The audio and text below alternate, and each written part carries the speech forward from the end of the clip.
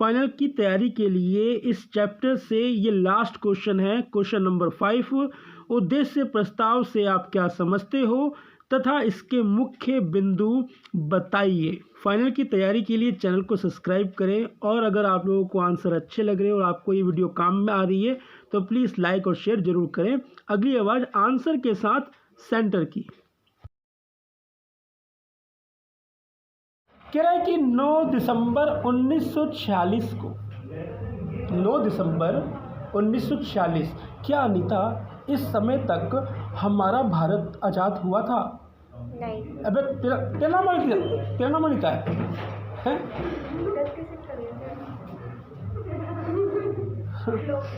ठीक है। 9 दिसंबर 1946 9 दिसंबर 1946 तक हमारा भारत आज़ाद नहीं हुआ। तो 9 दिसंबर 1946 को जवाहरलाल नेहरू द्वारा संविधान सभा में एक प्रस्ताव रखा गया। एक प्रस्ताव यानी कि यार ये रहा प्रस्ताव, और ये प्रस्ताव रखा गया जो उद्देश्य प्रस्ताव के नाम से जाना गया। डन? यहाँ तक लाइन क्लियर? कोई प्रॉब्लम? इस प्रस्ताव का प्रारंभिक वाक्य है, इस प्रस्ताव का प्रारंभिक वाक्य है संविधान सभा। ध्यान देना, ये लाइन खतरनाक है। प्रारंभिक लाइन, जैसे कि हम भारत के लोग प्रस्तावना, संविधान की प्रस्तावना में आरंभिक शब्द थे ना, हम भारत के लोग, उसी तरीके से उद्देश्य प्रस्ताव के प्रारंभिक शब्द हैं संविधान सभा। ये लाइन को जरा ध्यान से देखना। संविधान सभा सत्यनिष्ठा, संविधान सभा सत्यनिष्ठा के साथ भारत को एक संपन्न गणतंत्र घोषित करने। भाई हमारा उद्देश्य है कि हम सत्यनिष्ठा के साथ अपने भारत को एक संपन्न गणतंत्र घोषित करने और उसके सभी शासन के लिए संविधान का निर्माण करने का संकल्प लेते हैं कि भैया हमारा भारत जब होगा तो इस तरीके का होगा, और हम अपने भारत के अंदर उन सारी कमियों को पूरा करेंगे जो है, और एक संविधान का निर्माण करेंगे। उस उद्देश्य प्रस्ताव में निष्ठा भावना के साथ ये संकल्प लिया गया। मतलब सोचा है कि संविधान का निर्माण करेंगे। हाँ, संविधान बनाएंगे। हाँ। भाई शोषण में थे ना, गुलामी में थे ना 1947 से पहले, तो जिस प्रकार का शोषण हमारे साथ हो रहा था, जिन तकलीफ़ों के साथ हम गुजरे थे, तो जब देश के आज़ाद होगा तो क्या उन्हीं रणनीतियों के साथ चलेंगे कि हम अपने आज़ाद देश के साथ? नहीं ना।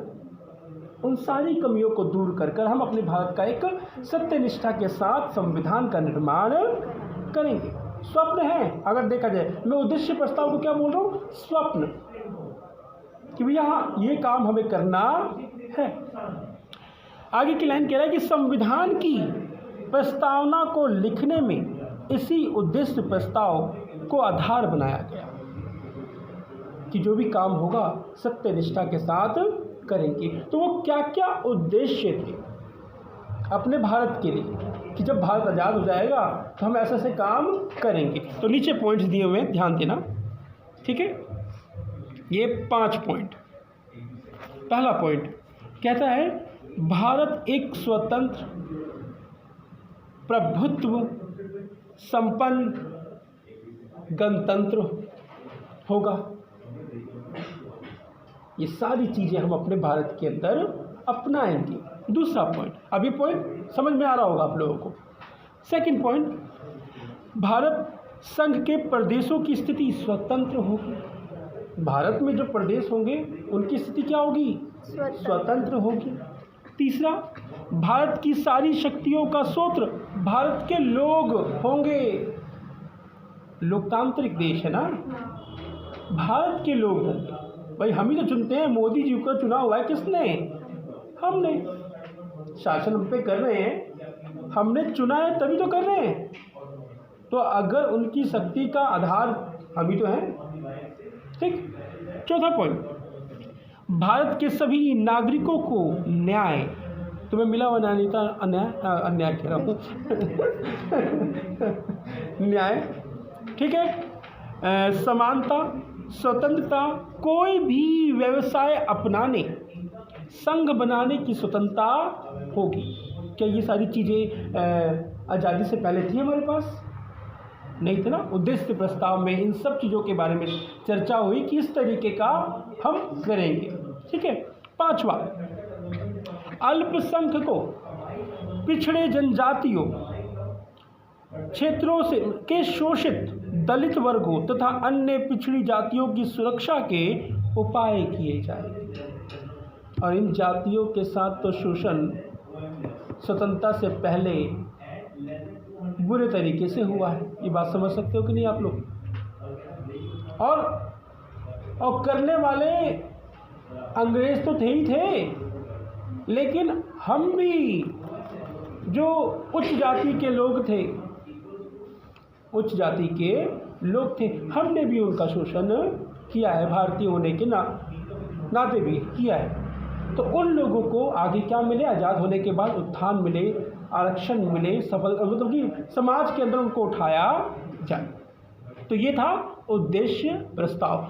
1 मार्क्स में आता है ऊपर वाली लाइन, याद रखना, अंडरलाइन कर लेना कि 9 दिसंबर 1946 को जवाहरलाल नेहरू द्वारा संविधान सभा में एक प्रस्ताव रखा गया जो उद्देश्य प्रस्ताव के नाम से जाना जाता है। अभी करीना तुमने यही पूछा ना कि 1 मार्क्स के क्वेश्चन कब कराओगे? देखा, निकला नहीं है 1 मार्क्स का क्वेश्चन। तो अभी मैं 4 और 6 मार्क्स के क्वेश्चंस करवा रहा हूँ। जैसे ख़त्म कराऊंगा ये क्वेश्चन की सीरीज 1 और 2 मार्क्स का ही बच जाएगा। और गारंटी के साथ कह रहा हूँ, लास्ट तक तुम्हारा कोई डाउट नहीं रहेगा अगर तुम लोग पढ़ रहे हो और रिवीजन के लिए वीडियो देख रहे हो तो। राधा कह रही हो कि अपनी वीडियो को ये बार बार प्रमोट करता है ना?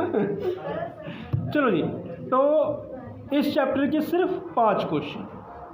ठीक है। अब बारी आती है सेकंड चैप्टर की।